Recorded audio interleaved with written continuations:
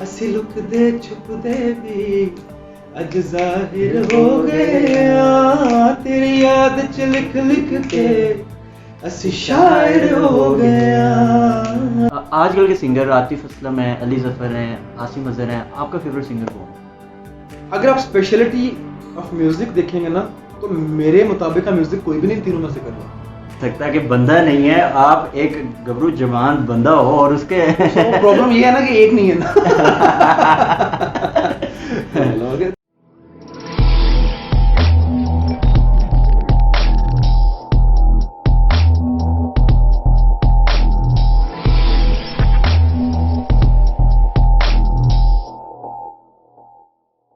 अस्सलाम वालेकुम नाज़रीन, इलाफ एक्सक्लूसिव के एक और एपिसोड के साथ मैं हूं आपका होस्ट आसिफ चौधरी और हमेशा की तरह आज फिर एक टैलेंटेड इंसान के साथ मैं मौजूद हूं। वो टैलेंटेड इंसान कौन है? शायर्स बॉय। जी हाँ, ये वही शायर है जिसने यूट्यूब के ऊपर धूम मचा दी हुई है और सिर्फ 14 डेज़ के अंदर 7 मिलियंस कंप्लीट कर लिए हुए हैं। अब तक के जितने भी नए नए गाने रिलीज़ हुए हैं सबको पीछे छोड़ दिया है। ये क्या वजह है, क्यों इतनी बड़ी और इतनी जल्दी सक्सेस मिल गई है? आइए जानते हैं शायर से ही। शायर सॉन्ग तो आप सबको पता है, उसके राइटर, उसके सिंगर, उसके कंपोज़र के साथ मैं मौजूद हूँ। ये शायर को लिखने वाला, गाने वाला, कंपोज़र एक ही इंसान है, वो शख्स है the one and only mister Sarmad Qadir. जी सर, कैसे है? ठीक है, बिल्कुल ठीक ठाक, अल्लाह का शुक्र। आप सुना कैसा लग रहा है? बहुत अच्छा बहुत ज़बरदस्त। ऑब्वियसली जब आप स्टार्ट करते हो और स्टार्ट के बाद कभी भी सोच के ये नहीं होता कि आपने जब स्टार्ट किया तो आपको कभी भी ऐसा नहीं लगता कि यार ये चीज़ मैं बना रहा हूँ तो उनको ये रिस्पांस मिलेगा। लेकिन जब मिल जाता है तो फिर आपकी ज़रा दुनिया बदल जाती है। एक्सपेक्टेशन क्या थी? वाकई कोई एक्सपेक्टेशन इतनी बड़ी थी कि इतना बड़ी हिट हो जाएगा? नहीं, मैं बताता हूँ आपको। ये गाना जब मैं बनाना स्टार्ट किया था तो काफ़ी देर से हम लोग ना हिप हॉप और इतनी चीज़ों में घुसे हुए थे कि हम लोग को समझ नहीं आ रही थी कि हम लोग यार अब क्या करें। अब नेक्स्ट एरोप्लेन कर लिया, हॉर्न कर लिया, उससे पहले दिल टूटे वाले गाने कर लिए। रोमांटिक सॉन्ग कभी नहीं किया। रोमांटिक गाने हम लोगों ने हमेशा कवर किए थे। शायर का जो बनने का तरीका था कि वो मैंने एक रिफ बनाया गिटार का, पहाड़ी राग में। सबसे पहले तो मैं ये बताऊँ तो पहाड़ी राग की एक बड़ी क्वालिटी है कि ये बड़ा रोमांटिक राग है। ये आप अगर अकेले में भी इसमें गाने सुनेंगे ना पहाड़ी में तो ये आपको कुछ ऐसे, ये इसके अंदर लगता है रोमांस टपकता है इस राग में। ठीक है, पुराने गाने सुन लें आप, मोहम्मद रफ़ी साहब के आज मौसम बड़ा बेईमान है, या इशारों में दिल लेने वाले, तो सारे वो पहाड़ी में था। तो मैंने वहाँ से एक आइडिया लिया, मैं कहा यार ये राग कुछ ऐसा है, ये जो ट्यून है इसमें राग में ये बड़ा पकड़ती है दिल को। लो जी, वो बना लिया, पेपर पेन पकड़ लिया, लिखना शुरू हो गया। लिखता गया तो सुबह के 4 बज गए। सही, कुछ नहीं लिखा गया तो सडनली उठते उठते एकदम ज़हन में एक चीज़ आई। मैं कहा यार लिख के शायर हो गए हैं। वहीं पे बैठ गया मैंने कहा यार ये लाइन अच्छी लग रही है, इसको कुछ आगे पीछे करके सेट किया जा सकता। बट जब इसकी ट्यून थोड़ी सी ज़हन में आई तो सबसे पहले लाइन बनी, असी फिके जे तू मिठा मिठाए, असी थोड़े सांवले तू चिट्टा चिट्टाए।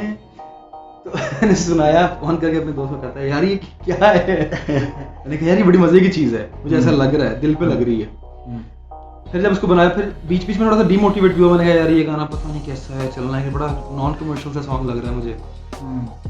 लेकिन मुझे मेरा दिल बड़ा सेटिस्फाई हो रहा था इसको बना के, इसको सुन के, खुद ही इसको लिख के। मैंने कहा नहीं हिट होता ना सही यार, अपने लिए बनाता हूँ। एक वो चीज़ भी तो आपने बताई ना, वीडियो मैंने आपकी वो देखी इंस्टाग्राम के ऊपर, आपने कहा कि मैंने अब तक जितने गाने गाए इतना एंजॉय नहीं किया जितना इसको लिखते हुए, इसको गाते हुए, कंपोज करते हुए किया। उसकी क्या वजह है? उसकी ये वजह है कि ये कुछ ऐसा था इसमें कि जो मैं हूँ वो इस गाने में है। ठीक है, आप शायर यानी कि आप ही हैं, सरमद कदीर शायर है। ये मुझे ऐसा लगता था कि मुझे लोग एज अ सिंगर तो बड़ी देर से जान गए थे, बट ये भी जाने कि यार ये लड़का लिखता भी है। तो आपको वो डिलीवर करने के लिए मुझे कुछ ऐसी चीज़ चाहिए थी कि लोग कहें कि यार लिखता बहुत अच्छा लड़का। और लिखने की इसमें सबसे जो अच्छी चीज़ है कि तेरी याद से लिख लिख के ऐसे शायर हो गए हैं। सबसे मजे की चीज मुझे यही चीज लगी थी कि शायर हो गए हैं। ठीक है। तो वो मुझे कई लोग पूछते हैं किसकी याद में लिख लेके शायर हो गए, तो मैं हालांकि उसके लिए स्पेसिफिक बंदा नहीं है, लेकिन नहीं, ऐसा हो नहीं सकता कि बंदा नहीं है, आप एक गबरू जवान बंदा हो और उसके प्रॉब्लम ये है ना कि एक नहीं है ना। तो लेकिन मुझे ऐसा लगता है कि जैसी मेरी एक सोच थी, थिंकिंग थी, वो निकल के as composition wise, lyrics wise और ट्यून वाइज, हर चीज वाइज ये मुझे बड़ा इसने बताया है। मेरा अपना आप निकाल के बाहर रखती है इस तरह मैंने कि यार मीठा गाना क्या होता है, मीठी आवाज कैसी होती है, मीठा करी गाना कैसे होता है। क्योंकि इससे पहले I am a big fan of Mohammad Rafi साहब, मैं उनको इतना सुनता था तो मैं कहता था यार इतनी जैसी मीठी आवाज नहीं दोबारा आई इंडस्ट्री में। तो वो मिठास जो मुझे इस गाने में नजर आई है ना अपने, वो किससे पहले किसी गाने में नजर नहीं आई। तो इसलिए ये मुझे बहुत बेहतरीन गाना लगता है। ठीक है। अच्छा सरमद, ये बताएं कि आपने ये लिखने का हुनर, आपने कहा कि मेरा ये टैलेंट भी पता चलना चाहिए और लोगों को पसंद भी आया आपका ये टैलेंट, तो ये सीखा कैसे, सिंगिंग कैसे सीखी? मेरा नहीं ख्याल कि लिखना तो कभी सीखा ही नहीं, लिखना तो खुद ब खुद ही आ गया, क्योंकि शौक था गाने बनाने का, कॉम्पोजिशंस बनाने का। गंदी से गंदी बनाते स्टार्ट हुए, आहिस्ता आहिस्ता वो खुद ब खुद जब एक्सपीरियंस होता है बच्चे करते जाते हैं उसको अच्छी हो जाती है। लिखना मैं कहता हूँ कि मैं आज भी खुद नहीं लिखता, मुझे ऐसा लगता है कि कोई आमद होती है। सही। आई स्वेयर मैं जब लिखता हूँ तो मुझे उसके बाद खुद समझ नहीं आती कि ये कैसे लिखा गया कि यार जिस बंदे की उर्दू वोकैबुलरी भी इतनी अच्छी नहीं है, पंजाबी वोकैबुलरी भी इतनी अच्छी नहीं है, ना इतनी अच्छी रीडिंग है हम लोगों की पंजाबी की, हम लोग बहुत बड़ी बड़ी बुक्स पढ़ते रहते हो कि हमारे पास वर्ड्स की बहुत वोकैबुलरी है कि हम लोग उसको निकाल के डाल देते हैं, ऐसा भी कुछ नहीं है। बट सडनली कभी कभी कुछ ऐसा था कि ऐसी कॉम्पोजिशंस आती हैं और वो अपने वर्ड्स खुद लेके आती हैं, और वो जब आती हैं तो मैं कहता हूँ यार वाह ये कौन लिख रहा है। So this is like surprising for me too. मुझे खुद समझ नहीं आती कि ये कैसे हो जाता है, लेकिन हो जाता है। अच्छा, ये जो पंजाबी, मैंने आपके मोस्टली सॉन्ग सुने तो पंजाबी आप ज़्यादा गाते हैं, तो उसके पीछे क्या रीज़न है? कोई मतलब फैमिली के अंदर एक भंगड़ा किंग भी मौजूद है, तो कहीं उनसे इंस्पायर है? बिल्कुल। एक तो मेरी जो राइटिंग या पंजाबी गाने का, मुझे ऐसा लगता है कि पंजाबी बहुत प्योर लैंग्वेज है। एक्सप्रेशंस जो पंजाबी के हैं ना, उर्दू में किसी को कुछ भी कहेंगे ना तो वो फिर भी थोड़ा सा बीच में ना वो फिल्टर्स आ जाते हैं कि यार ये पानी पकड़ाना फिल्टर आ गया ना बीच में, एक अदब भी आ गया। पंजाबी सीधी जुबान है ना, पढ़ाई यार मुंह तोड़ के तो वो एक बड़ा डायरेक्ट सा कनेक्शन है इसके साथ। वैसे मुझे ज्यादा डायरेक्ट बातें करने का ज्यादा मजा आता है। सही हो गया, उसकी बहुत ये वजह है। अच्छा, लिरिक्स के मामले में कभी इब्रार हक साहब से एक लेजेंड ही बन गए हुए हैं, मतलब यूथ में हमने बचपन में जितने उनके गाने सुने, तो उनके साथ कभी लिरिक्स पे कॉन्फ्लिक्ट नहीं आया? नहीं, मैंने उनके लिए वैसे उनका रिएक्शन क्या था? उन्होंने सुना गाना? बहुत अच्छा था। उन्होंने मुझे उस दिन कॉल की तो कहते हैं यार बहुत अच्छा गाना है। मैंने कहा अच्छा लगा आपको? कहते हैं आज से पहले कभी कॉल की है? आज पहली दफा बहुत ज्यादा अच्छा लगा इसलिए कॉल आई है। तो मुझे बड़ी खुशी हुई क्योंकि उनका एक्सपीरियंस मेरे से तो बहुत ज़्यादा है। अगर उनको इतना अच्छा लगा है तो इट मींस के गाना अच्छा था, लिखा अच्छा गया था, और वो कॉम्पोजिशंस के बारे में बड़े पिकी हैं। उनको पता होता है कि वो उनको हम लोग अगर जैसे मैं म्यूजिक बनाता हूँ, गाना बनाता हूँ, तो कभी कभी उनको समझ यार ये गाना बनाया कैसा है, तो कैसे अगर उनको अच्छा नहीं लगेगा तो बस कह देंगे सही है, लेकिन जब उनको अच्छा लगता है तो फिर वो कहते हैं अच्छा ठीक है। तो ये एक उनकी एक अच्छी चीज़ है। लेकिन अभी उनके लिए गाना भी बनाया है बहुत अच्छा, उनको शुक्र है वो फर्स्ट टाइम पसंद आ गया, अभी वो बनाएंगे। अच्छा, एक और गाना आ रहा है इसके बाद इंशाल्लाह। ठीक है, वो भी जानते हैं, हम नाजरीन को ज़रूर अपने प्लेटफॉर्म से ये भी बताएंगे। तो थोड़ा अच्छा सरमद, थोड़ा सा अर्ली लाइफ और आपकी प्रोफेशनल लाइफ की तरफ चलते हैं, क्योंकि हमारे यहाँ मोस्टली जो यूथ है, हम चीज़ों को मतलब देख रहे होते हैं, इंस्पायर हो रहे होते हैं, तो जब किसी की सक्सेस सामने आती है तो हम उसकी फेम को, या वो जब इतना ऊपर के प्लेटफॉर्म्स पे आ जाता है तो हम देख के इंस्पायर होते हैं, कोशिश करते हैं जी लोग मैं भी सिंगर बन जाता हूँ। तो कभी हम ये चीज़ नहीं देखते कि पीछे स्ट्रगल क्या है। तो सरमद कदीर की क्या स्ट्रगल है? आपने मेडलिस्ट से लेके अब तक का आपका सफ़र कैसा था, कितनी स्ट्रगल थी, वो ज़रा हमारे नाज़रीन या यूथ को बताएं। बहुत बाद की चीज़ है टू बी ऑनेस्ट। मेडलिस्ट से बहुत पहले की स्ट्रगलिंग एज में, मतलब स्ट्रगलिंग लाइफ में हूँ मैं 2008। तो थोड़ा सा बचपन से बताएं, आपने मतलब कैसे पता चल गया कि आपके अंदर ये टैलेंट है? क्योंकि मोस्टली हमारे यहाँ जो लोग हैं उनके टैलेंट है, उनको आइडिया नहीं है कि मेरे अंदर वाकई ये टैलेंट है। स्कूल में हम लोग नाचते हैं, पढ़ते थे, सुबह सुबह वो टैबलोज में परफॉर्म करते होते थे। उसके बाद वो एक होता था हमारा, सब हर स्कूल में भी शायद होता है कि नहीं, लेकिन वो लफ्ज़ आती है दुआ बन, तो वो मैं गाता होता था। वो तो मैं सुबह पढ़ते होते पढ़ता थे, ठीक है, दुआ, मैं हाँ, पढ़ता था। सही। टीचर ने बोला बच्चे आ जा, वो सबसे अच्छा करता है। वहाँ से आदत पड़ी, आते आते आते आते आते आते आते काफ़ी ज़्यादा आगे। जब गाना पहली दफ़ा रिकॉर्ड करवाया तो बड़ा ही गंदा रिकॉर्ड हुआ, टू बी ऑनेस्ट। मुझे तो अभी तक याद है, वो इतनी गंदी मेरी आवाज़ आई कि मैं खुद ही डिमोटिवेट हो गया। मैंने कहा यार छोड़ो पर क्या काम कर रहे हैं। लेकिन उसके बाद फिर आहिस्ता आहिस्ता आहिस्ता शौक तो था दिल में, वही वाली आप वाली बात थी, दूसरे सिंगर्स को देख के आपकी इंस्पिरेशन होती है कि यार मैं भी ऐसा ही बन जाऊँ। उसकी बड़ी लश लाइफ है, लेकिन कसम से ये नहीं पता था कि इस लश लाइफ तक पहुँचते पहुँचते आप ऐसे हो जाते हो कि वो लश सामने भी होता है। मैं यही चीज़ चाह रहा हूँ कि हमारे नाजरीन को पता चलेगी। या जब आपने प्रॉपरली और स्ट्रगल की होती है और आप सारे फेज से गुजरते हो तो बहुत सारे शशके सिर्फ देखने में अच्छे लग रहे होते हैं, वो असल में होते नहीं है। तो वो रियलिटी जब आपके सामने आती है और आप वैसे भी ऐसे ऐसे फेजेस से गुजर गए होते हो कि आप कहते हो कि यार ठीक है, कोई फर्क नहीं पड़ता। क्योंकि एक नॉर्मल लाइफ, जिस तरह मैं अभी अपने पुराने कभी दोस्त में जाके बैठता हूँ तो लोग मुझे यही कहते हैं, दोस्त मेरे यार कहते हैं यार तेरी बड़ी मौज है यार, कितनी लड़कियां मरती हैं तेरे ऊपर, ये वो। तो मैं कभी खुद अकेले बैठ के सोचता हूँ यार, मैं जब कभी स्टेज पे परफॉर्म कर रहा हूँ इतनी हजारों लड़कियां मुझे चीखें मार रही होती हैं, या कभी बाहर निकले कभी शॉपिंग करने तो लड़कियों के साथ की तस्वीरें, तो हमारे दिल में वो चीज़ रहती ही नहीं है। हम लोग कभी वो आता नहीं है कि यार मेरे पीछे लड़कियां पईयां नहीं है, कभी भी नहीं हुआ। लेकिन इतना नॉर्मल लगता है कि जैसे यार ऐसा लगता है कि यार दिस इज माय वर्क, कि लड़की आगे पीछे पागल होकर तस्वीर खिंचवा रही है, तो आपका जो गोल होता है उसमें इतना मगन हो गए होते हैं, आपको इन चीजों का फिक्र है, और आप उस इमेच्योरिटी से इतना ज्यादा निकल गए होते हो कि आपको ये चीजें बहुत छोटी लगती हैं। तो वो बड़ा एक डिफरेंट सा सीन है। तो मैं कभी कभी सोचता हूँ यार कि कुछ चीजें सिर्फ देखने में बहुत अच्छी लगती हैं, वो देखने तक ही कभी रह जाती, लेकिन जब तक आप वहां पहुंचते हो तो आप कहते हो अच्छा यही सी, अब what is next, that's it. और वो फिर नेक्स्ट यही होता है कि आप उससे ज्यादा काम करो, उससे ज्यादा अच्छा काम करो। ध्यान बदल जाता है, सोच बदल जाती है, मैच्योरिटी लेवल आ जाता है, और बहुत सारी चीजें लोगों के लिए जो बहुत अट्रैक्ट कर रही होती हैं वो हमारे लिए बिल्कुल मट्टी की तरह होती हैं, कुछ भी नहीं होता। तो मैं तो सब लोगों को कहूंगा कि स्ट्रगल करके जहाँ तक पहुंचोगे तो सेम मेरी वाली बातें करेंगे एक दिन सब। सही है।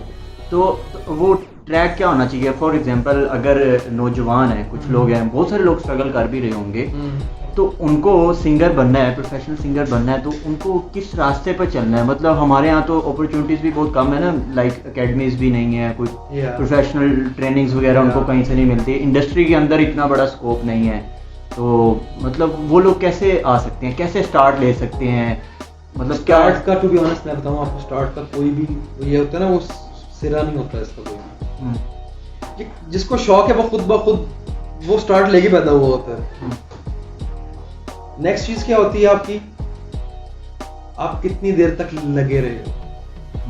कितनी मुश्किलात आई हैं, आपने दरगुजर कर दिया, आपने कहा नहीं यार मैंने करना ही, क्योंकि कोई भी प्रोफेशनल काम जब भी स्टार्ट करते हो ना, कसम से बीच में आके आपकी कमर तोड़ देते हैं। और फिर आपको ऐसे आपके साथ मिले हुए लोग ही ऐसे होते हैं सबसे ज्यादा डिमोटिवेट करते हैं। इस काम से कुछ नहीं रखा, वो दौर चले गए जो 2010 के, उनको इग्नोर करना सबसे मुश्किल होता है। उनको मोटिवेट करना, उनको अपने ज़हन के मुताबिक लेके आना कि भाई तुझे नहीं पता, मैं जो सोच रहा हूँ वो बहुत डिफरेंट है, वो उनको माइल करना। और फिर अगर वो नहीं भी माइल होते फिर भी आपने कंसिस्टेंट रहना है अपने काम के साथ, क्योंकि मुझे पता है जब उनमें से एक भी निकलेगा ना, आपकी एक भी चीज निकल जाएगी मार्केट में और हिट हो जाओगे या कुछ भी हो जाएगा, तो सबके सब जो आपको डिमोटिवेट कर देते थे पहले कहेंगे यार सानू पहले यकीन सी तूने बन जाना। तो ये मेरा एक्सपीरियंस हो गया बड़ा अच्छे वाला। मैं बड़ी अच्छी एग्जांपल है कि जब घोड़ा टांगे में जोते हैं तो जब उसको जो ऐनक लगा के सड़क पे चलाते हैं ना, वो सबसे बेस्ट है। अपने ऐनक लगा लो वो जो साइडों पे घोड़े की लगी होती है, कि उसको नजर ही ना आएगा लेफ्ट राइट क्या हो रहा है। हाँ, उसको सिर्फ ये पता है मैं सड़क पे जा रहा हूँ, मुझे चलाने वाला कोई है, वो अल्लाह की तरफ। अच्छा, ये तो बहुत इंपॉर्टेंट होता है, ट्रैक पे चलना होता है। उस राइट ट्रैक को सिलेक्ट कैसे करते हैं?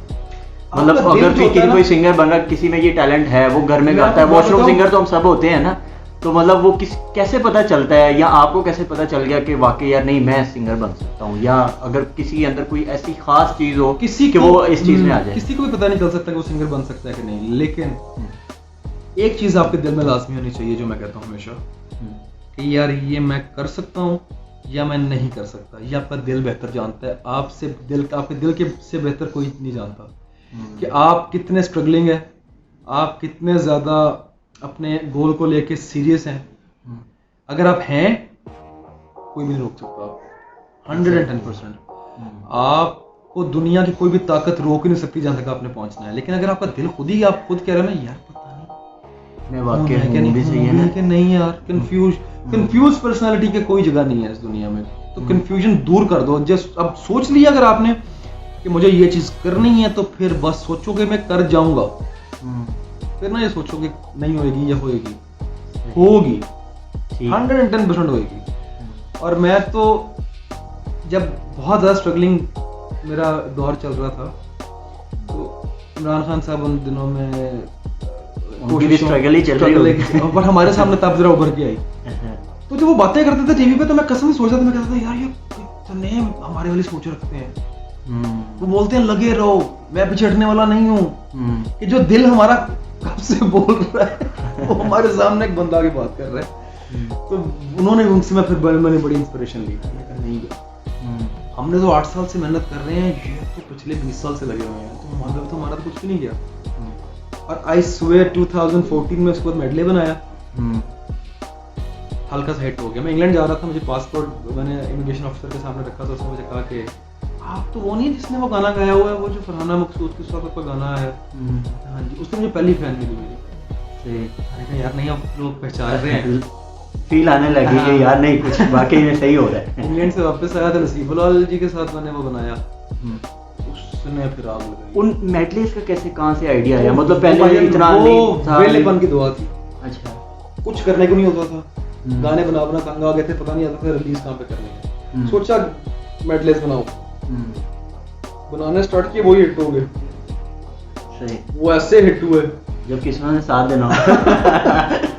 और वो आई थिंक वो ऐसी चीज थी जो कि टेंशन लिए बगैर की वो सही हो गई। नसीबो लाल वाला गाना तो मुझे याद है, मैं टैंकी पे बैठा हुआ तारे गिन रहा था, मैंने कहा यार नसीबो का गाना बनाते हैं ना, लगियां बारिशां सुखे सुखे सुखे। मैं नीचे आया, फौरन स्टूडियो खोला, टक टक टक बनाना स्टार्ट किया। 2 दिन बाद कॉल की उसको, मैंने बोला कि वोकल्स करने, वो आ गई, वोकल्स किए, वही मैं वीडियो बनाई। 4 दिन बाद ईद थी, चांद रात को रिलीज कर दिया। वो गाने ने अगले दिन उठा के हम लोगों को कहाँ से कहाँ रख दिया। 6 दिन बाद पहला शो कर दिया हम लोगों ने रिलीजिंग के। तो पहला शो आया तो पहले तो समझ ही नहीं आई कि यार क्या कहना है। वो कहें आप कितने पैसे लेते हैं, हम वो भाई छोटा मुझे मैनेज करता है, वो मेरी तरफ देखे, मैं उसकी तरफ देखूँ कि हाँ भाई बताना क्या है, कितने पैसे लेते हैं। ये क्या सिस्टम हो गया, ये तो कभी सोचा भी नहीं था। हम लोगों ने थोड़ी सी अमाउंट हम लोग सोच रहे हैं कि यार कितना मांगे, यार 50 मांग लें, 60 मांग लें, 70,000 मांग लें। नहीं यार ज़्यादा ना हो जाए, कम हो जाएगा, ज़्यादा हो जाएगा। मैंने कहा यार एक काम करते हैं, पूछ तेरा बजट क्या है। हम लोगों ने कहा आपका बजट क्या है। उसने कहा यार हम लोग तो 2.5 लाख देते हैं। वो जो पहला शो लगा 2.5 लाख, अच्छा चलें ठीक है। 3 तक वैसे हमारा मूड था, लेकिन चले आप 2.5 देते। तो वो पहला शो ऐसे हुआ। फिर उसके बाद मैं पता लगा नहीं भाई 2.5 के आर्टिस्ट हम स्टार्ट से ही हैं, अब ऐसे बढ़ाते हैं, ऊपर ही जाएंगे तो ये बढ़ गई। सही हो गया। अच्छा, पॉलिटिक्स की आपने बात की है, तो पॉलिटिक्स में इंटरेस्ट भी है, किस पार्टी को सपोर्ट करते हैं? मैं पीटीआई को सपोर्ट करता हूँ। वैसे टू बी ऑनेस्ट, हम लोग जब जवान हुए या बड़े हुए तो हम लोगों ने पीटीआई को ही देखा है। उससे पहले हमारे जो पेरेंट्स थे वो नहीं, नूनली का भी रिसेंटली दौर गुजरा है, 5 साल गुजारे उन्होंने। पर हम लोग इतने मगन थे अपने कामों में कि हम लोगों को सियासत से कुछ लेना देना नहीं था, पॉलिटिक्स से दूर दूर तक नहीं था। एंड मेरी फैमिली भी कोई इतना ज़्यादा इंटरेस्ट टू बी ऑनेस्ट नहीं लेती पॉलिटिक्स में। मतलब मेरे पेरेंट्स, अम्मा अब्बा, कुछ कोई भी नहीं। तो कभी इतना ज़्यादा इस तरफ हुआ नहीं। लेकिन तो मेरा ख्याल है कि अपनी कंट्री को ठीक करने के लिए हम सबको इंटरेस्ट लेना चाहिए, क्योंकि हम लोग यूथ हैं, अपना रोल प्ले कर सकते हैं। जरूरी नहीं है कि पॉलिटिक्स में आगे किया जाए। पहले वो बहुत देर हो गई यार कि सबसे सुन लिया, नहीं मुझे कोई इंटरेस्ट नहीं है पॉलिटिक्स में। बट उनको ये नहीं पता कि पॉलिटिक्स कोई इंटरेस्ट लेने या ना लेने वाली चीज नहीं है। पॉलिटिक्स हम लोगों के लिए, मुस्तकबिल के लिए बहुत बेहतर चीज है। तो हम लोगों को चूज करना लीडर अपना कि कौन सा बेस्ट है जो हमारे लिए बेटर कर सकते हैं। वो मैं ये नहीं कहता कि इमरान खान ही सबसे बेटर है, उनसे कोई अच्छा आएगा तो हम उनको भी सपोर्ट करेंगे, या कोई बेहतर आएगा तो क्यों नहीं, लेकिन जो सबसे बेटर है इस टाइम तो उसको तो सपोर्ट करना चाहिए। एग्जैक्टली। अच्छा, पॉलिटिक्स में तो शौक नहीं है, इतना ठीक है, तो इसके अलावा सिंगिंग के अलावा और क्या क्या शौक है? हमने ये देख लिया आप ऑलरेडी इतने टैलेंटेड तो हैं, मतलब लिखते भी हैं, कंपोज भी कर लेते हैं, म्यूजिक बना भी लेते हैं, गा भी लेते हैं, तो इसके अलावा क्या शौक है? मतलब जिस तरह ना कुछ लोग ट्रैवलिंग का बहुत शौक होता है, क्रिकेट गेम्स का बहुत शौक होता है, वीडियो गेम्स का बहुत शौक होता है कुछ लोगों को। तो मुझे ट्रैवलिंग का बहुत शौक है, ट्रैवलिंग का था एक्चुअली, मेरी लाइफ में शायद वो मुझे किसी बंदे ने हाथ देके कहा कि यार तेरी किस्मत में सफर पड़ा है। मैं उस टाइम घर बैठे रहते थे, 2-3 साल गुजर गए, मैंने चुप ही हाथ ले दिया लेकिन उसके बाद इतना ज्यादा सफर किया कि अब वो एक खत्म, एक चांद तो गया, लेकिन अभी भी फैमिली फ्रेंड्स के साथ जाके सफर करना, उनके साथ टाइम गुजारना, टाइम स्पेंड करना, और स्पेशली फ्रेंड्स के साथ आप जब जाके अपने एक फ्रेंड जोन में जाके, मुझे बड़ा मजा आता है, मुझे बहुत शौक है स्पेशली नॉर्दर्न एरियाज में जाके टाइम गुजारना, मुझे ऐसा लगता है वहाँ पे इंस्पिरेशन बहुत आती है पहाड़ों और से। आपका तो मेरे ख्याल रिलेटेड भी है ना, गाने भी माइंड में आ जाते हैं। कौन होता है, मैं दुनिया के किसी मर्जी कोने में चला जाऊं, मेरे दिमाग में नई कॉम्पोजिशन बनाने की चुल लगी रहती है, और मुझे कुछ सूझ नहीं रहा होता। सही। अच्छा, यही टैलेंट होता है ना, वो आपको मजबूर करता है, हर टाइम पे आपके माइंड में होता है। तो अच्छा, आगे बढ़ते हैं थोड़ा सा और बात करते हैं, अगर म्यूज़िक इंडस्ट्री में सरमद को कुछ चेंज करना हो, मतलब अभी तक जैसे लोगों को चांस नहीं मिलता हमारे यूथ को, या जिस तरह सरमद ने स्ट्रगल किया, सरमद आगे क्या करना चाहेगा हमारी यूथ के लिए कि उनको ये चैलेंजेस फेस ना करने पड़े और वो उनके लिए एक ऐसा प्लेटफॉर्म बन जाए, या कुछ ऐसे इकदाम कर दिए जाए उनके लिए आसानी हो? टू बी ऑनेस्ट मैं आपको बताऊं, हमारे लिए, हम सबके लिए इतना अच्छा सोशल मीडिया प्लेटफॉर्म बन चुका है, जो टैलेंटेड है अपना टैलेंट वहाँ पे शो कर सकता है, सबके लिए ओपन जोन है, किसी के लिए रिस्ट्रिक्शंस नहीं। अब वो वाली मोनोपोली तो ऑलरेडी सोशल मीडिया ने खत्म कर दिया कि पहले एल्बम बनाओ, कंपनीज के पास जाकर रोलो, वो कोई पसंद करता है तो कोई कहेगी, नहीं करेगा तो रिलीज ही कोई नहीं करेगा, वो सीन तो ही कट गया। अब क्या है, अभी ये चीज़ है कि आप गाना बनाओ, अगर आप अच्छा बनाते हो अपना सोशल मीडिया पर डालो, उसकी प्रमोशन करो, आप निकल जाते हो। बट जो फिर भी चेंज करने वाली चीज़ है ना, जो सबसे ज़्यादा चेंज करने वाली चीज़ है, वो ये है कि अगर कोई अच्छा काम कर रहा है तो मेन स्ट्रीम मीडिया को भी उसको सपोर्ट करना चाहिए। अभी भी यहाँ पे बहुत ज़्यादा नेपोटिज्म है, अभी जो इंडस्ट्री में बैठे हुए हैं, उनका आगे से बच्चा पोता गाता है, कुछ भी नहीं गाता, दिन में 700 दफा गाना चलाता है स्ट्रगलर्स। तो कैसे खत्म किया जा सकता है इस चीज़ को? सर अल्लाह ना करे, वैसे मुझे तो, मैं आपको मजे की बात बताऊं, इंडिया में तो एग्जांपल बन गई है, सुशांत ने खुदकुशी कर ली है, तो मेरा ख्याल है कि अल्लाह हमें हमारे में से कोई भी ऐसा ना हो, कोई ऐसा तंग आके करे, तो ये लोगों को जो मेन स्ट्रीम में बैठे हुए हैं उनको खुद सोचना चाहिए इस चीज़ को, और खुद देखना चाहिए कि किसको आगे लेके आना चाहिए, और कौन किधर वर्थ रखता है उसको उधर रखना चाहिए।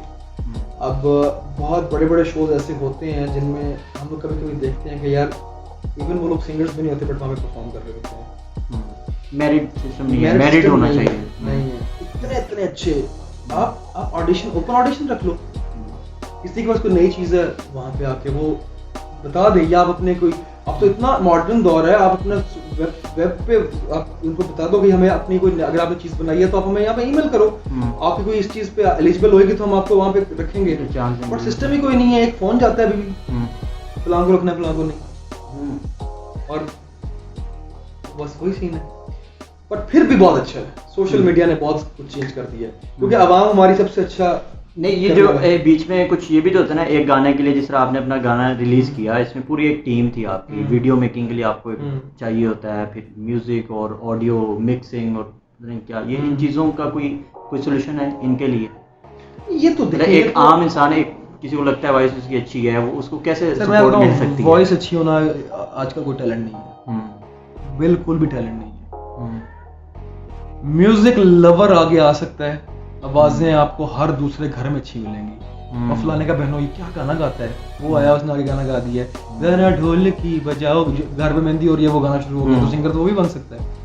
बट आपको कंपोजर भी होना चाहिए, आपको अरेंजर भी होना चाहिए, आपके म्यूजिक की सेंस होनी चाहिए, आपको पता होना चाहिए कि 24/7 म्यूजिक चलना चाहिए माइंड में, जो भी फिर ही है ना, फिर ही है ना। अब बैंकर का एक क्वालिफाइड बैंकर जो पढ़ लिख के बैंक पे बैठा है, उसका आगे से जो बेटा पैदा होगा वो ऊपर से तो नॉलेज नहीं लेके आएगा, उसको सीखना पड़ेगा।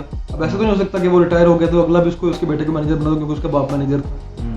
तो वो तो हो नहीं सकता। ये डॉक्टर का बेटा डॉक्टर तो पैदा नहीं हो सकता, वो पढ़ना पड़ेगा उसके लिए। तो डॉक्टर के बेटे को एक्सपीरियंस जरूर हो सकता है कि सर में दर्द है तो पैनाडोल खा लो, क्योंकि अब्बा ने बताया हुआ है। डिग्री नहीं है तो डिग्री लेनी पड़ेगी। तो डिग्री लेने के लिए वो उसको 5 साल गुजारने पड़ेंगे मेडिकल कॉलेज में। तो या तो गुजारो ना फिर वो 5 साल स्ट्रगल करो, कंपोजर बनो, लिरिसिस्ट बनो, आप अपनी कोई नई से नई क्रिएशन लेके आओ सामने। हिट होना ना होना वो अलग। आप कभी भी इस सोच से गाना ही मत गाओ या इस मीडिया में मत आओ कि यार मुझे मेन स्ट्रीम आर्टिस्ट बनना है, या क्योंकि जब आपका काम इस कदर अच्छा होएगा तो ऑटोमेटिकली आपको लोग बना देंगे मेन स्ट्रीम आर्टिस्ट। उसमें आपको किसी को कहना नहीं पड़ेगा। वही चीज मेहनत है, मेहनत करें, मेहनत तो हर चीज में, रोटी पकाने में भी मेहनत है। अच्छा सरमद, बात करते हैं, आपने अपने सॉन्ग के अंदर एक यंग टैलेंट को चांस दिया, जन्नत मिर्जा को आपने चांस दिया, ठीक है। तो कुछ लोग हैं बड़ा क्रिटिसाइज करते हैं इन चीज़ों को, तो आपका क्या ख्याल है कि मतलब चांस मिलना चाहिए इन लोगों को? बिल्कुल मिलना चाहिए, 110% मिलना चाहिए। मैं बताऊं आपको, घर पे बैठ जन्नत के साथ काम करने का एक्सपीरियंस कैसा रहा, ये भी जरूर बताइए। बहुत, शी इज रियली नाइस, बहुत अच्छी है, बहुत मेहनती है, बहुत अच्छा काम करती है। सबसे अच्छी बात, हमारा शूट डिले हो गया, उसके साथ 1 दिन की कमिटमेंट थी। मैंने उसको जाके बोला, मैंने कहा जन्नत देखो वीडियो बहुत अच्छा हो जाएगा, 1 दिन और शूट कर सकते हैं, बारिश हो गई है। उसने बोला कोई मसला नहीं, हम करते हैं, गाना अच्छा बनेगा। मैंने कहा बहुत अच्छा बनेगा, करते हैं। उसके बाद सबसे उसने अपना बेस्ट देने की कोशिश की। मैं आपको बताऊं, जो लोग कभी कभी नीचे बैड कमेंट्स कर रहे होते हैं, मुझे कभी कभी गुस्सा तो आता है उन पर, लेकिन मुझे फिर मैं कहता हूं कि यार गुस्सा करने से बेटर है कि अल्लाह ताला हमको हिदायत दे।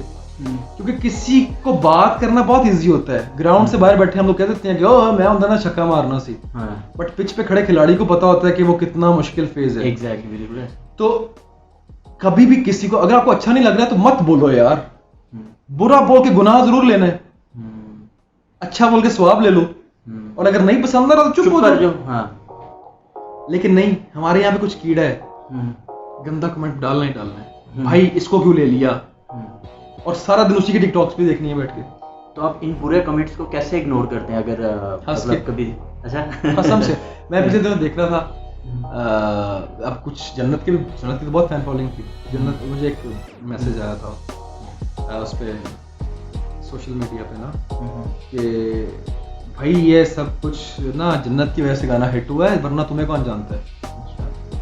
तो मैंने ना पहले मैं हंसा, मैंने कहा यार, मैं अपने दिमाग में एक चीज सोच रहा था। मैंने कहा यार लड़का बात तो सही कर रहा है वैसे, लेकिन अगर ये मुझे नहीं जानता था ना, आज के बाद भूलेगा नहीं, क्योंकि इसने स्पेशल अपने सारे काम छोड़ के मेरी पोस्ट देख के उसके नीचे कमेंट किया है। तो इट मींस कि इसके लिए अब मैं कुछ हूं। ऐसे बन के दिखाओ यार। मैंने लाइफ में अगर मुझे कुछ चीज बुरी लगी है, बहुत बुरी चीजें भी लगी हैं लाइफ में, आज तक कमेंट नहीं किया उसको, किसी का दिल ना टूटे यार। अगर मुझे कोई गाली भी बक रहा है ना, तो मैं उसको इतना कह देता हूँ यार जा, अल्लाह ताला हिदायत दे। क्योंकि बुरे के साथ बुरा बोलना में आप में उसमें कोई फर्क नहीं रहता।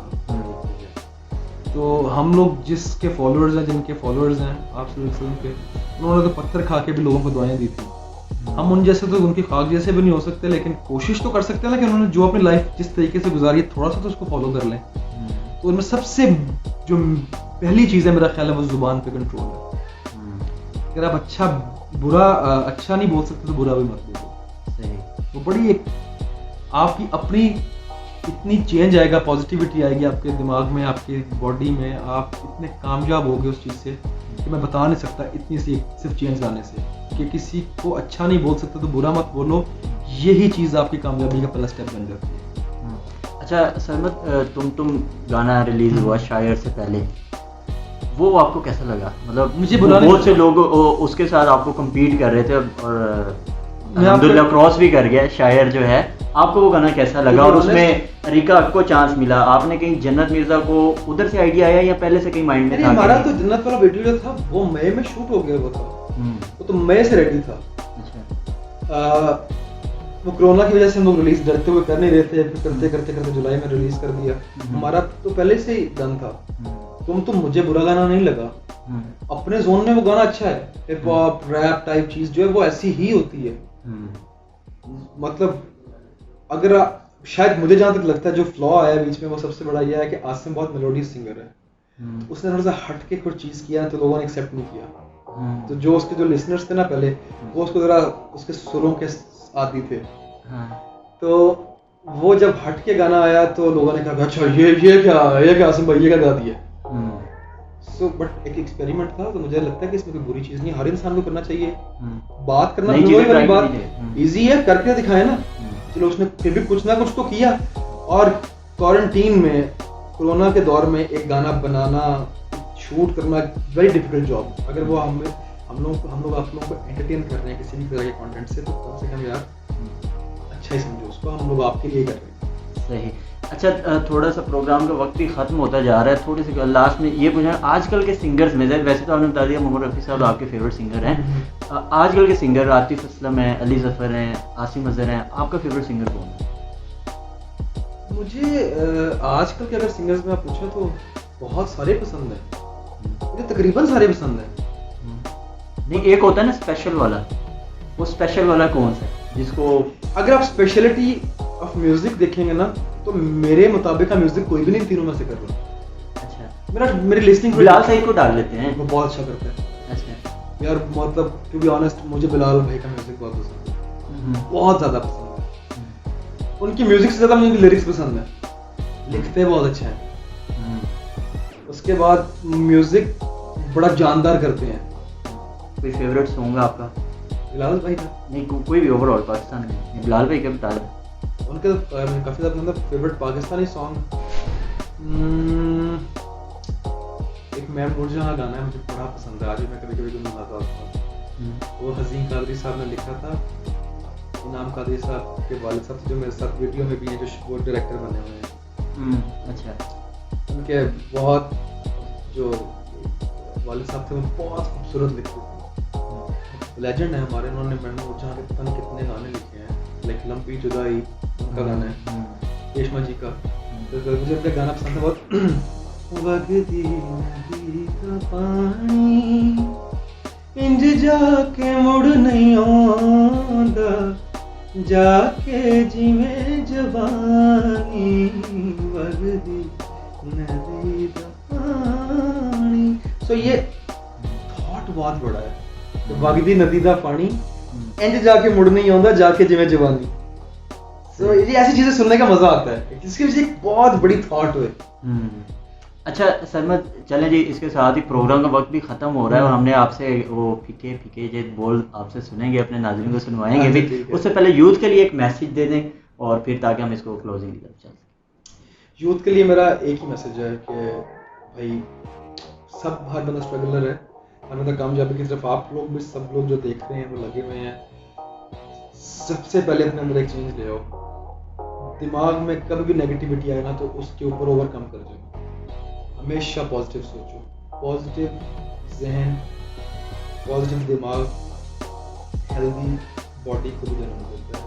सो अगर आप हेल्दी रहना चाहते हैं जिंदगी तो हमेशा स्टे पॉजिटिव। ओके जी नाज़रीन, उम्मीद है आपको प्रोग्राम पसंद आया होगा। बहुत अच्छा मैसेज दिया सरमद ने कि हमें पॉजिटिव सोचना है और स्ट्रगल करनी है, कंसिस्टेंट रहना है, मेहनत करनी है। अगर कुछ भी अचीव करना चाहते हैं तो हर चीज़ अचीव करना पॉसिबल है, लेकिन मेहनत बहुत ज़रूरी है। तो हम लोग भी जिस मुकाम पे आज ये हैं, अगर आप में से भी कोई सिंगर बनना चाहता है तो आप भी बन सकते हैं, लेकिन स्ट्रगल इन जैसी करनी होगी। इसके साथ ही लास्ट में सरमद से गाना सुनेंगे और इजाज़त चाहेंगे। हाजिर होंगे नए एपिसोड में एक नए टैलेंट के साथ, तब तक के लिए अल्लाह हाफ़िज़। जी सर। अस्सी फिक्के फिक्के जे तू मिठा मिठाए, अस्सी थोड़े सांवले तू चिट्टा चिट्टाए, हुस्न तेरा है वाग बारा, वाल तेरे ने तिले दिया तारा, ते नैन तेरे ने दो तलवारा। ਅਸੀਂ ਲੁਕਦੇ ਛੁਪਦੇ ਵੀ ਅੱਜ ਜ਼ਾਹਿਰ ਹੋ ਗਏ ਆ ਤੇਰੀ ਯਾਦ ਚ ਲਿਖ ਲਿਖ ਕੇ ਅਸੀਂ ਸ਼ਾਇਰ ਹੋ ਗਏ ਆ ਸਿਤਾਰੇ ਗਿਣਨ ਦੇ ਵੀ ਹੁਣ ਮਾਹਿਰ ਹੋ ਗਏ ਆ ਤੇਰੀ ਯਾਦ ਚ ਲਿਖ ਲਿਖ ਕੇ ਅਸੀਂ ਸ਼ਾਇਰ ਹੋ ਗਏ ਆ ओके जी, थैंक यू सो मच।